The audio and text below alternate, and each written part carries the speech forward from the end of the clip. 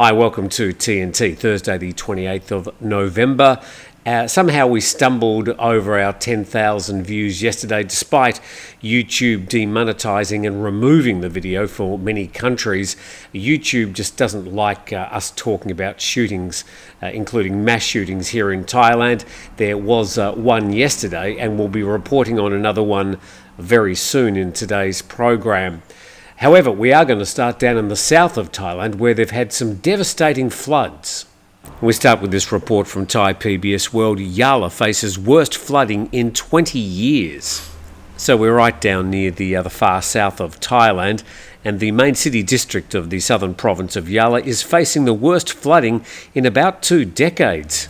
And people in Bitong, Tan To, Banang Sata, Kabang, Yaha and Krong Penang districts have been told to brace for possible mudslides and flash floods. Heavy rain over the past 24 hours has caused the Chon Buri River to overflow and flood several communities. And an electric blackout was reported in several villages in Tan To district following the collapse of utility poles during the storm. The Bangkok Post reporting the same story. Floods ravage 4 southern provinces.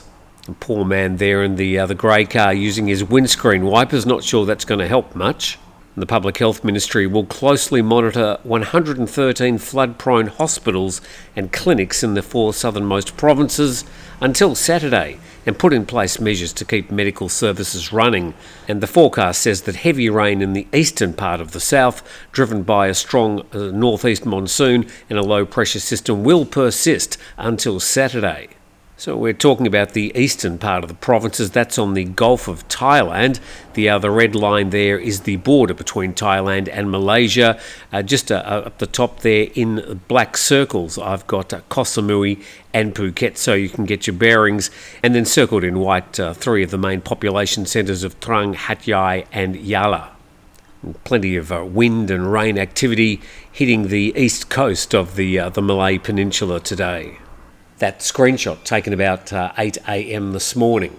And Khalsat English reporting that all trains will operate up to Hat Yai Junction. This is from Bangkok. Services to the 3 southern border provinces have been temporarily suspended on all routes. So a month ago it was the far north, now it's the far south of Thailand suffering some very bad weather. They say some of those downpours the heaviest in more than 2 decades.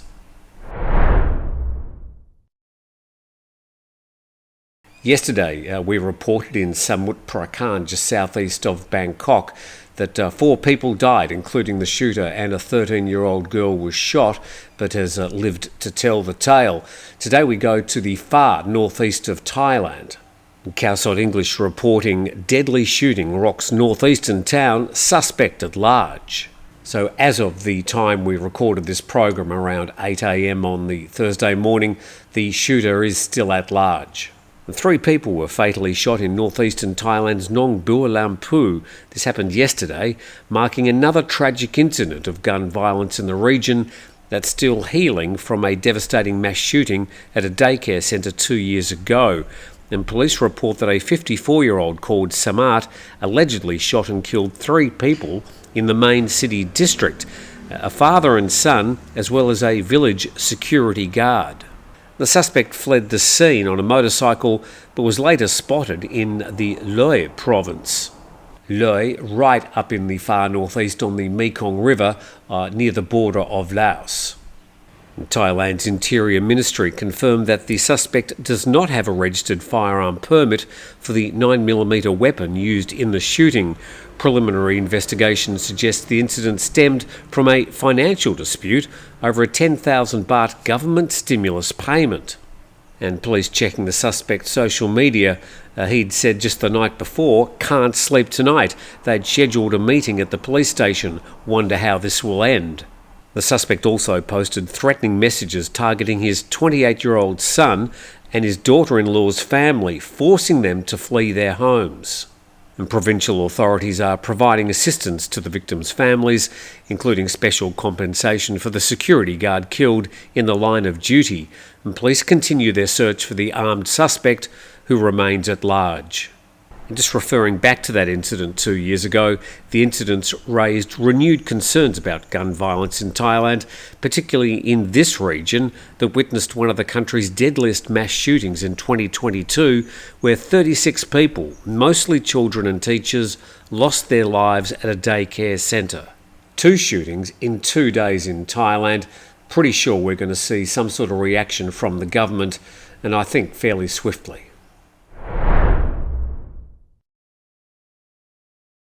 Acknowledging 5-Star Marine and Beach House Thailand are sponsors of the program. You can go into the links in the description, or their websites are down there anyway, if you'd like to get in contact with either of those 2 businesses. Now, a bit more follow-up from the problem they've got up in Laos with these tragic deaths following consumption of methanol.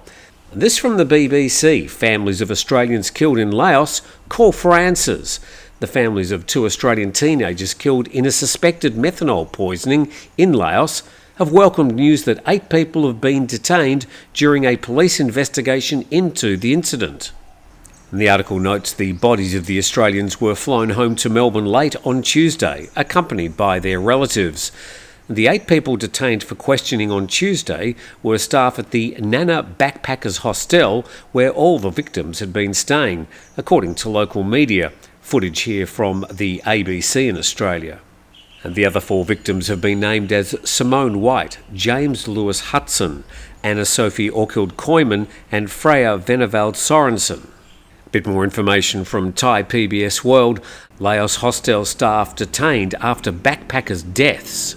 We saw this photo quite a lot last week, with the owner of the backpacker hostel in question denying that his spirits had anything to do with the methanol poisonings. And local media reported that all those detained were Vietnamese nationals. And Vang Vieng has been a fixture on the Southeast Asia backpacker trail since Laos's secretive communist rulers opened the country to tourism decades ago. Town was once synonymous with alcohol and drug-fueled jungle parties for backpackers, but has since rebranded itself as an eco-tourism destination, featuring drug and alcohol-fueled parties.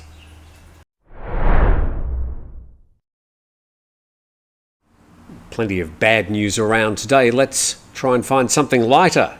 Thai PBS World reporting fish cafes in hygiene spotlight. The Public Health Ministry's ordered a review of fish cafes in which customers can enjoy meals and beverages while fish swim around their feet to ensure their levels of hygiene meets the required standards.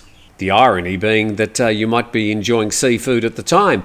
Not really sure if I want to be eating at the same time as fish are sloshing around my feet. Would be interested to hear your thoughts on this matter, and if you know where this particular fish cafe is. It doesn't actually say where in Chon Buri it's located, except to say there it's a cafe in the seaside province of Chon Buri. And the floor's covered by water to a depth of 15 to 20 centimetres, with koi carp swimming in it. Customers are required to wash their feet before entering the cafe, which uses an underground water treatment system for the fish and for the water used in the cafe. And the owners were advised to separate the fish pool from the dining area, install additional ventilation and prohibit children from entering the fish zone alone. So fish cafes, I've been to husky cafes, cat cafes. I'd be interested to know if you've stumbled into any other pet-themed cafes somewhere around Thailand. Seems to be a bit of a thing at the moment. So tell us about your thoughts about pet cafes in Thailand and anything else you'd like to say about the stories we covered today. Thanks for watching. Please subscribe to the channel. We look forward to seeing you tomorrow.